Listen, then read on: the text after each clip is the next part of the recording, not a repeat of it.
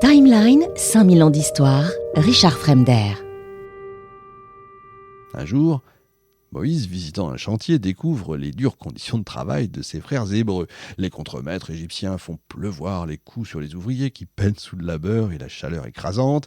Voyant l'un d'eux frappant violemment un esclave hébreu et se croyant seul et à l'abri des regards, Moïse tue l'Égyptien et cache son cadavre dans le sable. Mais évidemment, son crime est découvert et le pharaon envoie des hommes pour rechercher le meurtrier.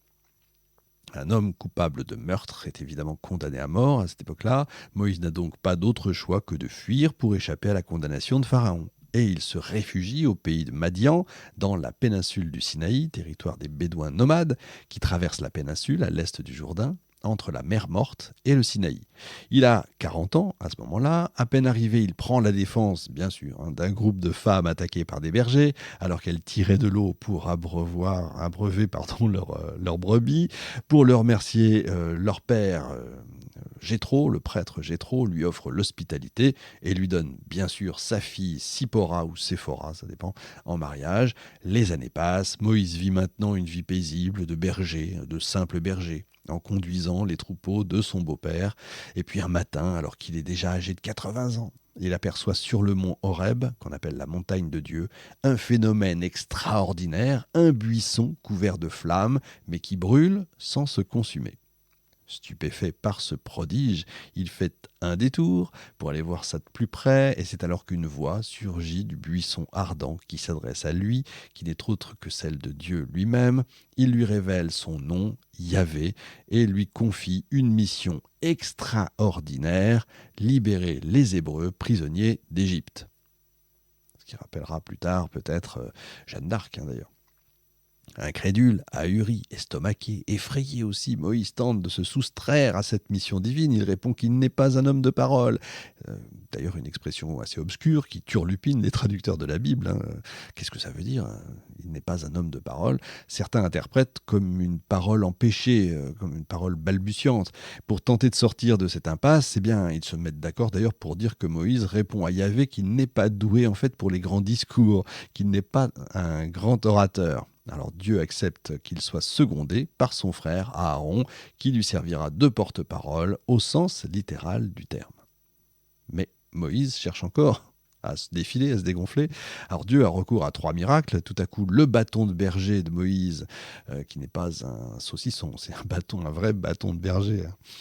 Bon, on peut faire une petite blague de temps en temps. Bref, se transforme en serpent avant de reprendre sa forme originelle. Puis sa main est frappée par la lèpre que Dieu guérit aussitôt. Et enfin, il donne à Moïse le pouvoir de transformer le Nil en sang. Voilà, cette fois vaincu, Moïse va céder. Mais il ignore quel nom il doit donner à ses frères pour qu'ils sachent quel est le Dieu qui l'envoie. Dieu lui donne alors cette réponse célèbre: « Je suis celui qui est ». Donc Moïse n'a plus qu'à obéir. Je reviendrai sur ça dans cette fameuse émission dont je vous parlais tout à l'heure, l'invention de Dieu, ce qui est absolument fascinant, vous verrez. Dans ce passage, donc c'est le passage du premier dialogue entre Dieu et Moïse, Moïse se révèle parfaitement humain, loin du prophète brillant qui sera plus tard érigé au rang de héros.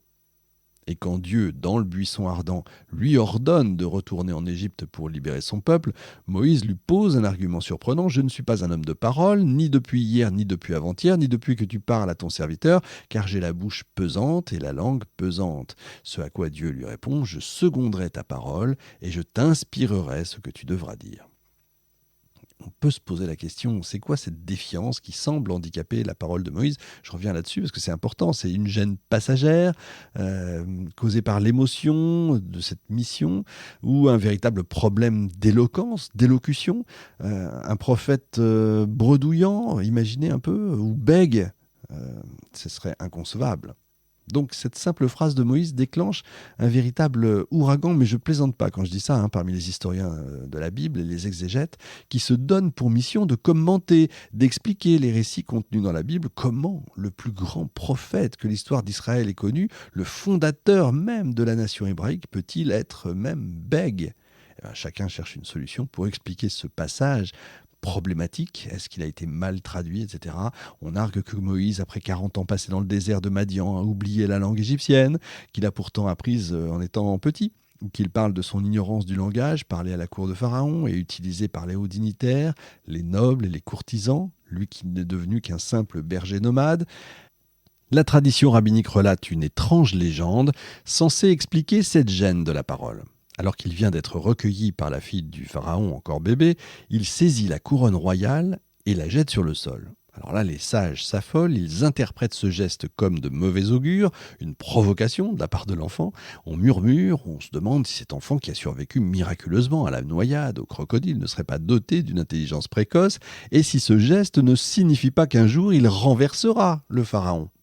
Effrayé, le roi leur demande s'il faut tuer l'enfant sur le champ, jugé coupable de crime de lèse-majesté. Dieu aurait alors envoyé l'ange Gabriel pour leur suggérer de mettre le bébé à l'épreuve. Ils prennent une balance, sur un plateau, ils déposent une pierre précieuse, et sur l'autre, un charbon encore brûlant. Si l'enfant saisit la pierre, c'est qu'il est déjà intelligent, alors il devra mourir. Mais s'il prend le charbon, ce sera la preuve qu'il n'est pas encore conscient de ses actes et sera donc jugé innocent. Moïse, d'une intelligence extraordinaire pour son jeune âge, va prendre la pierre, mais Gabriel dirige sa main vers le charbon, il le met à la bouche et se brûle évidemment les lèvres. Grâce à l'intervention divine, Moïse est sauvé in extremis, une fois encore, mais en contrepartie, il est devenu bègue, handicapé de la langue et de la bouche. Dans son dialogue avec Dieu, donc, Moïse va plus loin encore. Il répond à Yahvé qu'il est incirconcis des lèvres. Une expression qui n'a rien d'anodin. Dans la religion juive, c'est la circoncision qui rend l'homme intègre, parfait, complet, de manière paradoxale, puisque cette complétude s'obtient en incisant le prépuce. En employant ce terme, Moïse se reconnaît comme imparfait, non intègre, même des lèvres, l'instrument essentiel des prophètes. Selon Athias, il veut rappeler à Dieu qu'il est fragile, qu'il n'est qu'un homme, finalement faible, mortel, indigne de l'extraordinaire mission qu'il lui confie. Libérer les Hébreux du joug égyptien, les mener à travers le désert, jusqu'à la terre promise par Dieu lui-même, aux patriarches Abraham, Isaac et Jacob. Et les exégèses vont encore plus loin. Selon eux, Moïse était déjà circoncis à la naissance, sans avoir besoin de l'intervention du chirurgien. Déjà parfait, élu par Dieu dès sa venue au monde. Il était déjà porteur du signe de l'alliance entre Dieu et le peuple hébreu, mais cette perfection pourrait l'éloigner de ses frères et même du reste de l'humanité. Il est donc fondamental pour le plein accomplissement du projet de libération de Dieu qu'il reste un homme imparfait. D'où la légende du charbon, aussi ardent que le buisson d'ailleurs, mais qui, lui, a bel et bien brûlé les lèvres de Moïse, le rendant ainsi bègue. Il devient déficient dans l'organe même du prophète, la bouche, donc la parole. Cette mésaventure l'amoindrit, le ramène sur terre, c'est-à-dire à sa condition humaine. Moïse, le plus grand des prophètes, reste un être de paradoxe, comme tout humain finalement.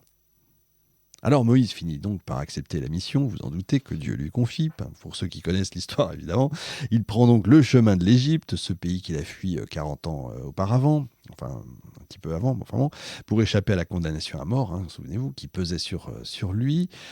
Il emmène avec lui sa femme Sipora, ou Séphora, et ses 2 enfants. Et soudain, sans prévenir, survient une nuit de terreur et de cauchemar. Lors d'une étape, un ange de Dieu cherche à tuer Moïse. Il le soumet et ce dernier est incapable de réagir. Alors Séphora se saisit d'un silex et tranche le prépuce de son dernier fils en disant « Tu es pour moi un époux de sang ». Et l'ange s'en va. Ce passage, très obscur, effroyable même, qui semble n'avoir aucun rapport ni entre ce qui précède ni ce qui suit, déconcerte là encore les spécialistes de l'histoire biblique. Il apparaît comme ça, comme un cheveu sur la soupe. Pourtant, le rédacteur biblique a choisi de le laisser. Eh bien, c'est un passage terrible qui parle de mort. Dieu semble chercher à tuer son prophète qu'il vient d'envoyer pour libérer les Hébreux. C'est pas rien. Si Dieu va jusqu'au bout de son projet de meurtre, la mission de Moïse ne sera jamais accomplie, le projet de Dieu pour son peuple ne sera jamais réalisé. Tout se joue là, à cet instant précis. Qu'est-ce que ça veut dire ? C'est quand même un passage déroutant. Il semble qu'il se rapporte directement à l'acte, là encore, de circoncision. Il ne faut pas oublier que c'est le signe, comme je vous disais, de l'alliance entre Dieu et son peuple depuis Abraham. C'est la condition sine qua non à la survie, à la vie nouvelle offerte par Dieu à son peuple.